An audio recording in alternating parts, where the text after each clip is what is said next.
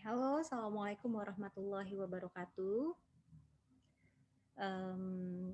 Selamat pagi, siang, sore, atau malam ya buat semuanya. Nah, kemarin sempat tertunda pertemuan kita yang mengenai penulisan karya ilmiah.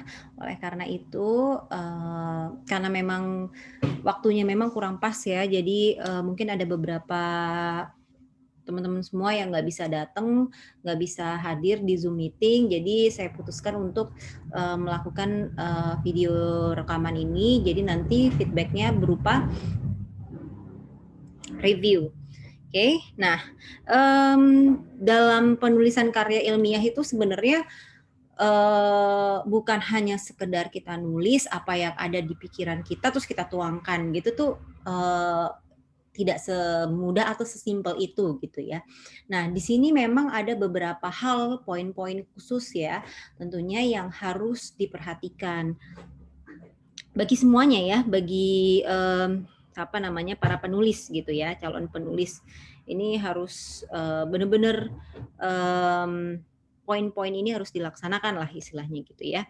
Nah, ini sebelum kita melakukan atau menulis karya ilmiah ya, sebuah karya ilmiah, kita harus tahu dulu sebenarnya karya ilmiah itu apa, fungsinya apa gitu ya, manfaatnya apa bagi diri kita dan bagi orang lain juga tentunya. Nah, oke. Ya, mana ya? Oke, sekarang kita pengen tahu dulu nih, sebenarnya karya ilmiah itu apa sih? Gitu. Nah, di sini saya sudah menuliskan poinnya gitu ya, merupakan sebuah karya tulis seorang ilmuwan yang berupa hasil pengembangan yang ingin sehingga ia ingin mengembangkan ilmu pengetahuan gitu. Jadi intinya sesuatu karya tulis atau sebuah karya gitu ya, sebuah karya yang memang merupakan hasil dari pengembangan teori-teori yang sebelumnya gitu. Nah, ini ilmuwan ini atau penulis ini pengen mengembangkan teori-teori tersebut menjadi teori-teori atau membentuk teori-teori yang baru gitu. Oke. Nah, sebenarnya tujuannya dari menulis karya ilmiah ini apa nih? Nah, agar gagasan penulis dapat dipelajari lalu didukung atau ditolak oleh pembaca. Jadi, kita menulis karya ilmiah ini tidak semata-mata hanya untuk ini aja ya, tadi yang saya bilang, untuk menuangkan apa yang ada di pikiran kita, itu tidak seperti itu, atau apa yang menjadi interest kita. Nah, tapi ini akan menjadi sebuah sebuah karya yang nantinya akan didukung oleh beberapa teori-teori lain, atau malah, wah ini ternyata tidak cocok ini dengan lingkungan yang ada gitu, atau ditolak oleh pembacanya gitu ya. Nah, fungsi karya ilmiah ya, karya ilmiah ini memang berfungsi sebagai sarana untuk mengembangkan ilmu pengetahuan, untuk teknologi, untuk seni juga gitu. Nah, oleh karena itu sesuai dengan hakikatnya karya ilmiah ini ya, yaitu memang untuk mengemukakan, untuk mengemukakan ya kebenaran melalui metode-metode yang harus sistematis gitu ya, yang wajib sistematis, harus metodologis, kemudian harus konsisten juga ya. Nah, jadi memang karya ilmiah ini memiliki fungsi. Oke, fungsinya apa aja nih? Ada beberapa poin di sini. Yang pertama penjelasan atau explanation. Oke, jadi karya ilmiah ini dapat dijelaskan, dapat menjelaskan suatu hal yang sebelumnya tidak diketahui atau dulunya memang nggak jelas nih gitu. Ini apa sih maksudnya gitu ya? Kok gini sih? Kok gitu sih gitu ya? Atau sesuatu hal yang tidak pasti. Itu kaitannya dengan waktu atau apapun itu yang masih membingungkan gitu ya. Nah, menjadi sebaliknya gitu, menjadi lebih clear gitu daripada sebelumnya. Yang kedua ada ramalan. Ya, fungsinya sebagai prediction. Jadi karya ilmiah ini dapat membantu mengantisipasi kemungkinan-kemungkinan yang nantinya akan terjadi di masa mendatang. Oke, jadi sebagai ramalan untuk masa depan. Jadi ini sebelum kejadian nih, ini sebagai penangkalnya. Nah, kurang lebih seperti itu gitu. Jadi mengantisipasi. Oke, kemudian yang terakhir adalah sebagai kontrol. Nah, karya ilmiah dapat berfungsi untuk mengkontrol, mengawasi, ya, mengkoreksi benar atau tidaknya suatu pernyataan gitu. Jadi semacam hipotesisnya ya, gitu. Oke. Nah, di sini ada syaratnya. Menulis karya ilmiah ini paling tidak itu ya minimum harus punya 4 syarat ini. Ya, yang pertama ini motivasi dan disiplin yang tinggi ya. Udah harus kita punya ya kalau kita mau ini. Nah, kadang-kadang kita motivasinya itu punya tapi disiplinnya kurang gitu. Nah, ini yang harus menjadi sebuah apa namanya ya balance ya dalam kalau ingin menjadi seorang penulis atau ya menulis karya ilmiah gitu ya harus punya keseimbangan antara motivasi dan disiplin yang tinggi. Jadi memang motivasinya tinggi di awal, di pertengahan sampai akhir gitu. Nah disiplinnya juga seperti itu gitu. Jadi dari awal sampai akhir harus konsisten ya. Yang kedua kemampuan mengolah data. Nah kemampuan mengolah data ini dapat dipelajari gitu ya. Jadi jangan cemas, jangan ragu ketika misalnya wah saya nggak bisa nih ngapa-ngapain gitu ya. Maksudnya nggak bisa mengolah data, sebuah data yang saya dapatkan atau apapun itu yang bentuknya misalnya mau kuantitatif, misalnya saya nggak mengerti SPSS nih seperti apa gitu, atau misalnya kualitatif, saya nggak ngerti kalau misalnya habis saya dapat wawancara itu terus diapain gitu ya. Nah, kemampuan mengolah data ini bisa dipelajari. Jadi no worries karena semua bisa dipelajari gitu ya. Nah, ketepatan dari validitas ya, validitas dan reliabilitasnya itu pun juga insya Allah nanti bisa diperoleh ya semakin tinggi gitu ya seiring berjalannya waktu atau pengalaman yang didapatkan. Tuh. Oke. Kemudian yang ketiga ada apa ini? Kemampuan berpikir logis atau urut dan terpadu sistematis. Oh jelas. Jadi dalam menulis sebuah karya ilmiah itu bukan kayak kita bercerita di diary gitu ya. Bahkan di diary pun kita harus ada nulisnya juga harus sistematis. Misalnya wah pada hari ini langit cerah gitu. Ini contohnya. Pada pagi hari ini langit cerah. Terus kemudian saya sarapan. Nah itu kan jadi kayak sebuah urutan kejadian gitu. Terus ketika sarapan saya mendapat telepon dari teman saya apa dan lain sebagainya. Ini cerita nih curhat misalnya gitu kan. Wah, terus habis itu saya minum kopi gitu ya. Minum kopi, kopinya terasa sangat pahit dan lain sebagainya. Nah, ini menjadi sebuah urutan yang memang logis gitu. Ya, yang bisa ditangkap oleh manusia gitu. Ditangkap oleh kecerdasan manusia gitu. Nah, apabila sebuah karya ilmiah atau sebuah karya tulis gitu ya, sebuah karya tulis yang tidak sistematis, otomatis pembacanya juga jadi bingung gitu. Kadang-kadang ada juga saya pernah baca sebuah novel yang ini kalau kalian baca novel ya, kalau kalian sering baca novel itu kalian tahu tuh ya dari awal terus kayak diceritainnya tuh bisa jadi dari tengah gitu ya atau bisa jadi tuh dari belakangnya dulu gitu ya endingnya dulu apa terus akhirnya dia flashback lagi gitu. Nah ini apa namanya menjadi urutan yang sistematis. Saya pernah baca novel yang urutannya tuh ngawur gitu. Dalam artian berantakan urutannya. Jadi dia pertama tuh masuk dari tengah dulu. Terus kemudian tiba-tiba gak nyambung gitu ya. Kalau menurut saya ya. Menurut saya gak nyambung tiba-tiba ke depan. Terus ke belakang. Terus jadi kayak apa ya sebagai seorang pembaca saya merasa sedikit apa ya kecewa dan kebingungan ketika membaca karena sebenarnya penasaran apa sih tapi kok bolak-balik seperti itu. Nah, yang paling terakhir dan yang paling penting adalah kemampuan berbahasa. Ini sangat penting ya karena kemampuan berbahasa itu adalah salah satu alat komunikasi yang kita gunakan ya dalam menyampaikan pernyataan, menyampaikan teori-teori yang kita tahu, menyampaikan segala sesuatu yang kita pahami kepada para pembaca gitu ya. Jadi ini adalah cara kita untuk mempengaruhi orang lain juga seperti itu ya, mengkomunikasikan. Nah, ini adalah kemampuan berbahasa. Apabila kemampuan berbahasa kita kurang, contohnya saya nggak bisa nih bahasa Inggris ya, otomatis yang baca jurnal saya atau yang membaca karya ilmiah saya gitu ya, itu kebingungan nih bahasa Inggrisnya kok bolak-balik maksudnya apa gitu ya. Bisa jadi ketika kita mau menulis satu kata yang maksudnya adalah A, ternyata para pembaca berpikir adalah B, karena itu adalah kata yang sama tapi cara penggunaannya di kalimatnya itu berbeda gitu ya.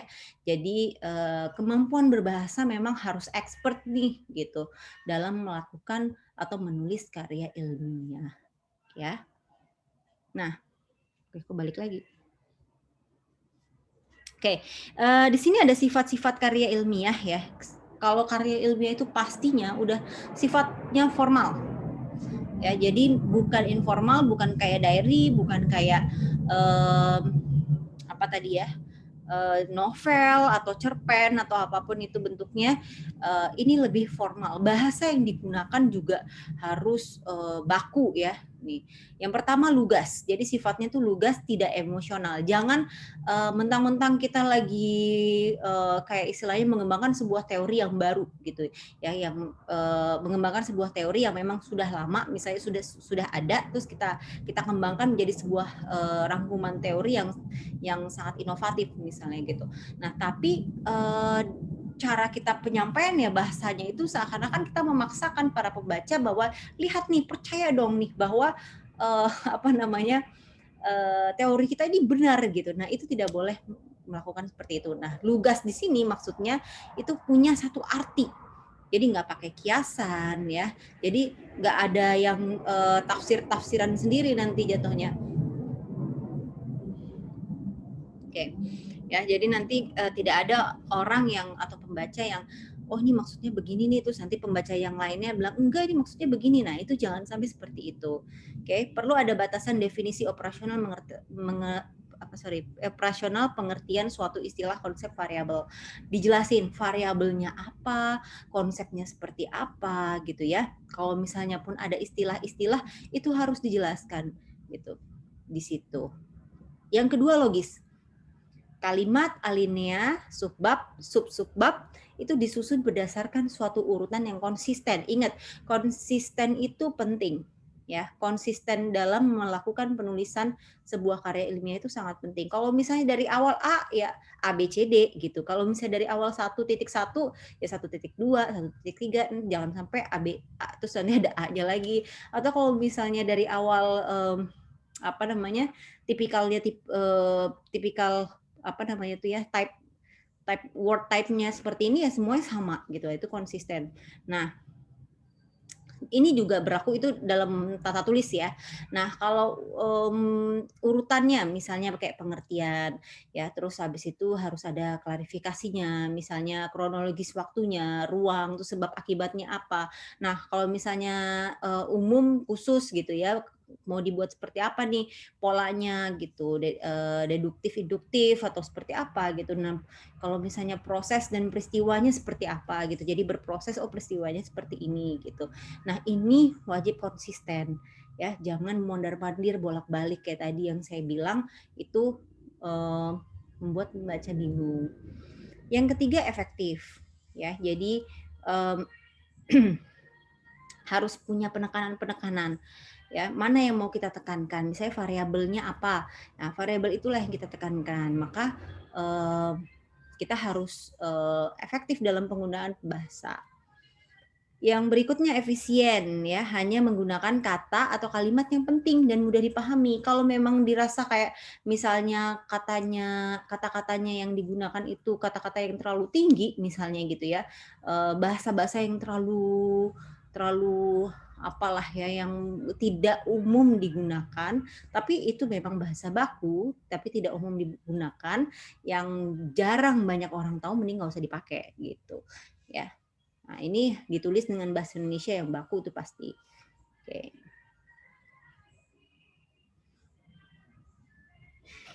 Nah, jenis karya ilmiah. Ya, jenis-jenis karya ilmiah ini semua penulisan atau karya tulis yang bentuknya formal. Tadi udah dikatakan karena sifatnya formal.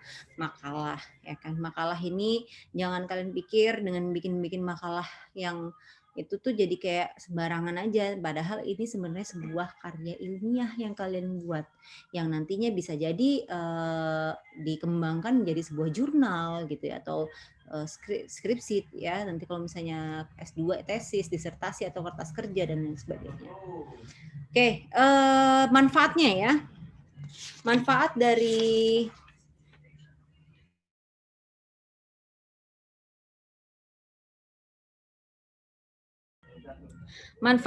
penyusunan karya ilmiah nih ya. Jadi penyusunan karya ilmiah ini manfaatnya besar sekali ya.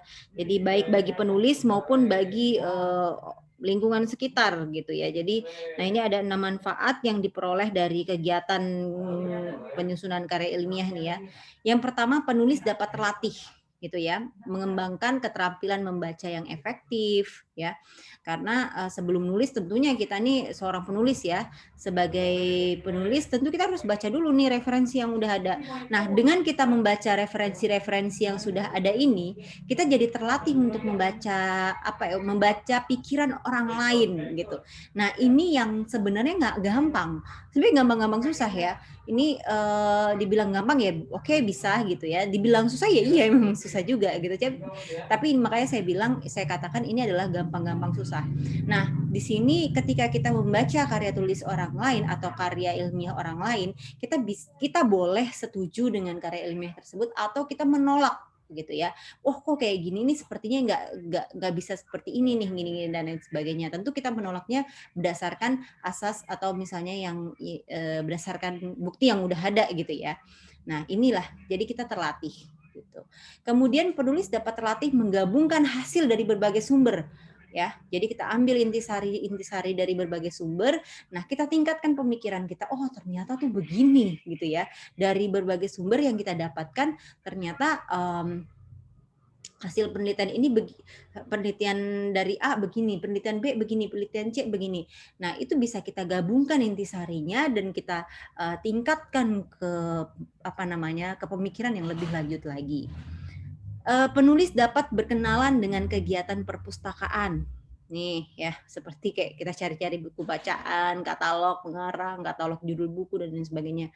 Kalau dulu perpustakaan, sekarang ya web-web gitu aja ya, jurnal-jurnal gitu ya. Nah, ini dia. Sekarang kalau perpustakaan ini kadang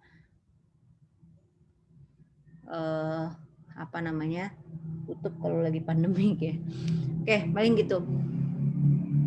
Kemudian penulis dapat meningkatkan keterampilan dalam mengorganisasikan dan menyajikan data dan fakta secara jelas dan sistematis.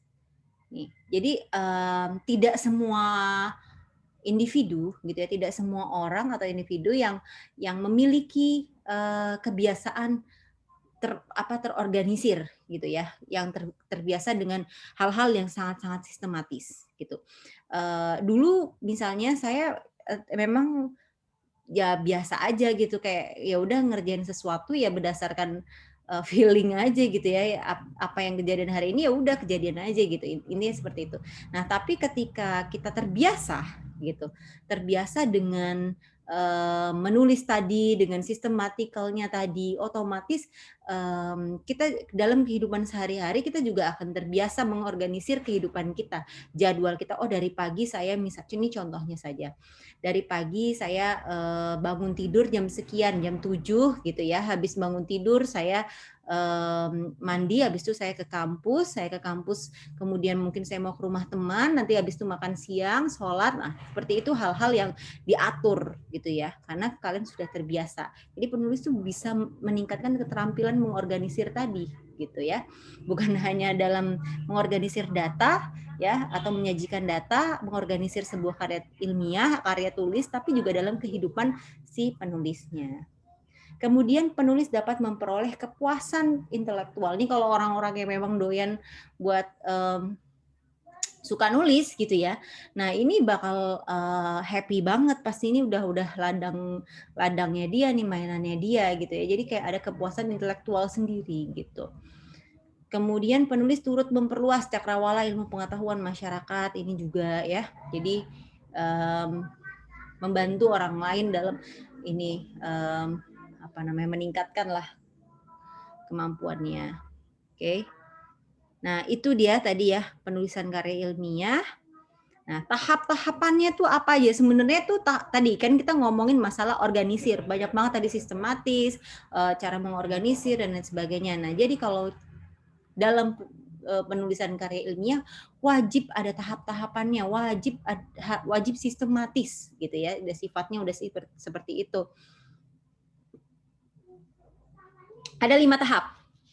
Yang pertama ada persiapan, ya, ada pengumpulan data, terus kemudian setelah dikumpulkan datanya ada pengorganisasian, ada pengonsepan gitu ya. Terus kemudian masuk lagi ke pemeriksaan, penyuntingan konsep gitu ya. Setelah dicek lagi gitu, terus baru disajikan atau kita ketik. Jadi jangan diketik dulu, logikanya kita seperti ini gitu ya. Tapi kenyataannya banyak yang mereka atau kita bahkan semuanya kebanyakan orang yang lakukan adalah kita ketik dulu nih, ya baru kumpulin data, bener nggak? Kita ngetik dulu, baru ngumpulin data, baru dicek gitu ya. Terus nanti salah ngulang lagi. Nah ini yang sebenarnya salah konsep, salah tahapan gitu ya. Ini sebenarnya tahapan-tahapan yang memang sudah sistematis sekali gitu ya, sudah sistematis sekali yang wajib kita lakukan. Jangan sampai kita ngetik dulu gitu ya, ngetik dulu udah sampai panjang lebar sampai nulis hasil gitu ya, tapi data yang kita punya masih minim gitu, atau bahkan ada yang belum terkumpul baru nyebar kuesioner misalnya gitu ya, tapi udah tahu hasilnya, ini kan nggak mungkin gitu ya, terus nanti ternyata hasilnya beda, bingung gitu. Atau misalnya kita udah ini dulu gitu ya, udah apa namanya nulis bab 2 misalnya gitu, ini kalau skripsi bab 2 gitu atau bab 3 gitu ya, tapi secara konsep kita secara persiapan ya, secara topik masalahnya judulnya itu masih nggak jelas, masih terombang-ambing. Nah ini yang harus diperbaiki. Oke, jadi yang pertama lakukan persiapan dulu. Oke, persiapan ini bisa berupa proposal, ya, proposal skripsi ini kalau kita ngomongin skripsi, proposal untuk menulis skripsi, ya. Jadi bikin dulu mungkin permasalahannya apa, ditulis, ya kan di situ. Terus kemudian apa namanya teori-teori yang digunakan apa nanti. Terus kemudian metodologinya apa kira-kira. Nah ini buat kerangka atau karya kerangka karya atau outline, sorry. Nah, ini saya pernah bilang juga di kelas ya beberapa waktu yang lalu, lebih baik ketika kita melakukan atau menulis sebuah karya ilmiah gitu ya, tentunya apa namanya ya tadi, tentunya wajib buat kerangkanya dulu gitu ya, buat kerangkanya. Jadi ini persiapannya itu udah insya Allah kalau dengan kita udah tahu masalahnya apa, judulnya udah tahu, kerangkanya udah ada gitu. Nah ini yang akan menjadi sebuah persiapan yang sangat matang. Oke.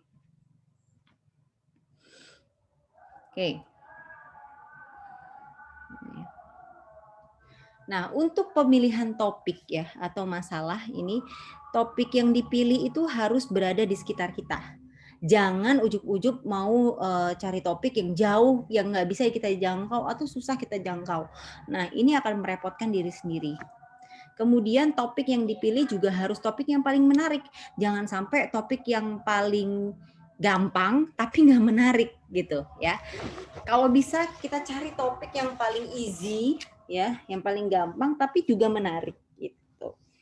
Kemudian topik yang dipilih itu juga harus terpusat pada satu lingkungan hidup yang suatu segi lingkungan yang ruang lingkup yang sempit atau terbatas gitu ya. Jadi jangan sampai nanti kita diseret-seret sama masalah-masalah yang lain gitu. Jadi kalau bisa masalahnya itu jangan terlalu kompleks gitu ya. Jangan terlalu kompleks tapi lebih dipersempit aja. Tuh. Oke. Kemudian topik yang dipilih memiliki data fakta yang objektif. Nah, jangan sampai nanti subjektif ya. Masih kayak kesenangan-kesenangan berupa angan-angan, masih apa ya, hal-hal yang tidak nyata gitu ya. Nah, ini yang subjektif sifatnya. Jangan sampai seperti itu ya masalahnya, topiknya. Topik yang dipilih harus kita ketahui prinsip-prinsip ilmiahnya, walaupun serba sedikit, artinya topik yang dipilih jangan terlalu baru. Ini adalah kesalahan yang pernah saya buat juga dalam melakukan atau menulis ya, menulis sebuah karya ilmiah gitu. Ya, jadi nulis karya ilmiah itu saya tipikalnya nggak mau apa namanya ngikutin orang gitu ya, dalam artian ngikutin orang. Kalau nulis karya ilmiah ya saya pengennya ya nulis yang sesuai dengan yang saya interestkan, tapi saya juga mau unik gitu. Nah, keunikan inilah yang akhirnya kemakan sendiri gitu, ribet banget gitu ya, ribet banget yang akhirnya malah menjerumuskan si penulis gitu. Karena apa? Karena referensi yang didapatkan kurang gitu. Terus sedangkan kita masih belum terlatih untuk membuat sebuah konsep yang baru atau membuat sebuah teori yang baru, itu masih belum mungkin gitu ya. Nah, itu jangan sampai kemakan sendiri. Kemudian topik yang dipilih harus memiliki sumber acuan. Nih, memiliki bahan keperpustakaan yang dapat memberikan informasi tentang pokok masalah yang pengen ditulis gitu ya. Jadi sumbernya itu bisa jurnal, bisa buku, bisa situs web, bisa SK ya, surat keputusan, bisa majalah, surat kabar, newspaper ya, apa sih, atau lain-lain lah, bisa brosur misalnya gitu. Nah, ini bisa ya, asal memang sudah ada source-nya gitu. Oke. Yang berikutnya adalah pembatasan topik dan penentuan judul. Nah, jika topik yang tadi sudah ditentukan ya dengan pasti yang tadi kita bilang sesuai dengan petunjuk-petunjuk, jadi kita tinggal nguji aja sekali lagi nih, apakah topik ini nih benar-benar cukup sempit nggak? Cukup terbatas nggak? Atau masih terlalu umum, terlalu ngambang gitu ya? Nah, ini yang harus diperhatikan gitu. Jadi kalau udah ada gitu, kita udah tahu nih jika sudah dilakukan pembatasan topik ya. Nah, judul karya ilmiah ini bukanlah hal yang ribet lagi atau yang sulit lagi untuk ditentukan, karena pada dasarnya langkah-langkah yang ditempuh dalam pembatasan topik ini sama aja dengan langkah-langkah dalam menentukan judul gitu. Jadi sama ya kurang lebih. Tapi perbedaannya ini adalah pembatasan topik harus dilakukan sebelum menulis karya ilmiah. Sedangkan si penentuan judul itu dapat dilakukan sebelum atau bahkan sesudah gitu ya. Jika kita apa namanya, kalau misalnya kita udah ada topiknya ya, topik yang terbatas tadi gitu ya, yang bagusnya itu topik yang terbatas.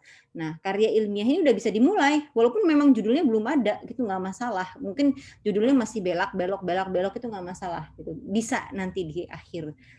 It's okay ya. Gitu. Nah, jadi ini ya, selain pembatasan topik ini ya tadi ya, ini penting ya, karena apa namanya,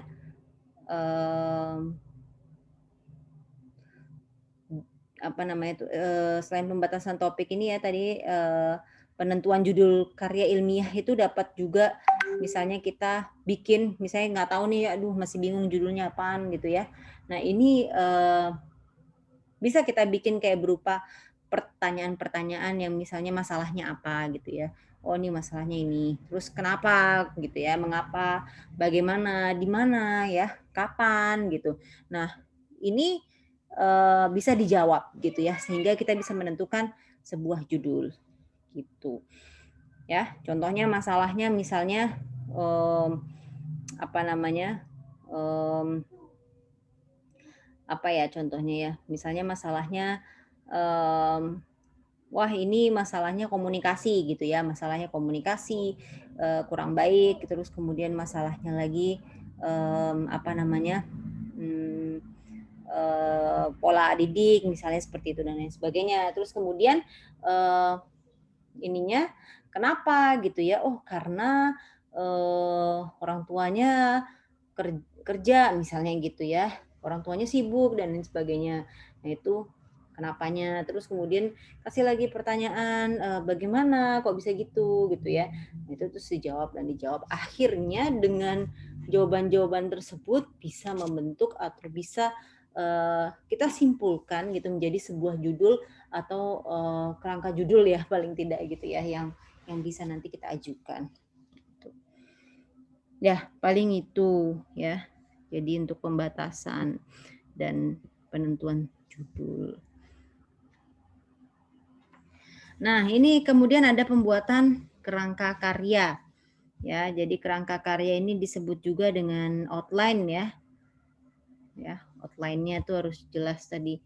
Misalnya pengaruh motivasi dan kepemimpinan terhadap kepuasan kerja karyawan. Misalnya hotel A di mana Pekanbaru, Indonesia gitu. Nah, pengaruh motivasi gitu kan dan kepemimpinan, berarti ada motivasi ada kepemimpinan. Nah, ini harus jelas dulu kita ngomongin apaan dulu nih gitu. Kita bikin outline-nya. Oke, kalau mau ini kita bikin motivasi, teori motivasi, pengertian motivasi, teori motivasi dan dengan kaitannya dengan apa tadi? Perilaku ini kepuasan kerja ya kan. Nah, nanti baru kepemimpinan apa, kepuasan kerja apa gitu ya. Mungkin manfaatnya, fungsinya gitu, tipe-tipe misalnya tipe-tipe kepemimpinan itu harus sistematis gitu ya. Dibuatkan kerangkanya dulu. Gitu. Terus kepuasan kerja, pengertian kepuasan kerja, teorinya, faktor-faktor yang mempengaruhi kepuasan kerja, manfaatnya apa. Terus gimana cara kita mengukur sebuah kepuasan kerja karyawan gitu ya. Nah, ini diatur gitu. Tuh, ya. Nah, mungkin kalau misalnya untuk daftar isi ya, semua kalian udah paham lah ya. Kalau bikin makalah itu harus ada daftar isinya. Jangan tiba-tiba ujub-ujub langsung pendahuluan, bikin judulnya, bikin covernya, ya. Ini suka banget nih, asal banget kalau bikin sebuah makalah itu memang harus seperti sebuah karya ilmiah gitu ya. Nah, jangan sampai tiba-tiba langsung pendahuluan, tiba-tiba langsung teori gitu. Nah, ini yang kadang-kadang saya ketawa sih maksudnya, tapi ya udah gitu ya. Ya udahlah gitu. Harusnya tidak seperti itu. Bikin misalnya apa gitu ya, daftar isi, daftar tabel, daftar gambar, daftar lampiran gitu ya. Baru nanti pendahuluannya, terus tinjauan teoritisnya gitu, metodenya, metode penelitian, atau misalnya kalau misalnya review jurnal bahkan juga harus seperti itu gitu ya, punya kerangkanya, punya outline-nya. Jadi kita tahu nih. Nah, bagi teman-teman juga yang ingin menulis skripsi ya, insya Allah nanti ini juga apa ya, kayak penting banget. Bahkan dulu saya ingat juga ya ketika saya menulis tesis itu yang saya bikin outline-nya dulu gitu ya. Outline-nya dulu saya harus tahu dulu nih apanya gitu. Jangan sampai nanti saya asal masukin data gitu ya, tapi nanti banyak yang kurang pada akhirnya. Nah, ini saya bikin daftar isinya dulu nih ya. Pendahuluan itu isinya apa gitu, misalnya latar belakang masalahnya, identifikasi masalahnya, cakupannya, rumusannya, tujuan penelitiannya, kegunaan penelitian misalnya gitu. Terus ininya apa namanya, bab 2-nya apa, hipotesisnya apa dan sebagainya. Bab 2-nya bahkan saya bikin kayak tadi motivasi, terus pengertian motivasi, teori motivasi, motivasi apa, motivasi ini, nah seperti itu ya. Oke. Ya, paling itu sih ya. Nah, berikutnya ini ada yang namanya pengumpulan data ya. Nah, jika judul atau tema ini udah oke, udah setuju, udah approve, nah langkah berikutnya ini adalah melakukan pengumpulan data. Ya, jadi dilakukan pengumpulan data bisa berupa mencari informasi ya terkait judul tulisan atau tema tulisan ya. Ini bisa observasi, bisa melalui wawancara atau eksperimen, ini bisa. Jadi kumpulkanlah data gitu. Jadi kita sudah tahu dulu outline-nya tadi, masalahnya apa semuanya itu udah tahu. Itu baru kita kumpulin data. Jangan kita udah ngumpulin data baru wah ini ternyata masalahnya begini. Nah, itu jangan sampai seperti itu ya. Nah, kemudian ada pengorganisasian ya atau pengonsepan. Nah, kalau udah terkumpul, kita seleksi nih datanya ya. Kita seleksi datanya, kita lihat lagi datanya, terus kita golongkan data tersebut melalui jenis, sifat, bentuk gitu ya. Nah, ini apa nih masuknya nih, apa masuknya nih, masuknya apa gitu tuh. Kalau misalnya kita gunakan skala tertentu, nah itu bisa digolong. Terus kemudian penyusunan mulai mengkonsepkan karya ilmiah dengan urutan dalam rancangan yang ditetapkan. Nah, ya ini jika seorang peneliti atau penelitian ini bersifat kuantitatif ya, data yang diolah dan dianalisis itu bisa pakai statistik gitu ya. Nah, tapi kalau misalnya kualitatif gitu ya, nanti bisa dirancang sesuai dengan kualitatifnya tersebut. Oke. Nah, ini pemeriksaan. Jadi udah gitu kita melakukan ini konsep sudah ketik konsep ya. Sebelum ngetik konsep itu penyusun ini terlebih dulu ya, baiknya itu kita periksa dulu ada bagian yang tumpang tindih nggak, atau penjelasan yang nggak perlu tuh udah hapus aja gitu ya. Kita periksa dulu gitu. Saya skala-skalanya gitu ya. Ini harus diperiksa dulu sebelum kita menulis apa? Menulis hasilnya tadi, bab 4 ya, hasil dan pembahasannya itu. Nah, akhirnya baru kita pengetikan atau penyajian ya. Jadi ini apa namanya? Ya, kita tulis dengan sangat detail. Begitu ya. Oke, paling itu saja untuk pertemuan kali ini. Silahkan buat reviewnya. Jika ada pertanyaan, boleh langsung di WhatsApp ya. Insya Allah saya jawab di WhatsApp. Oke, terima kasih. Assalamualaikum warahmatullahi wabarakatuh.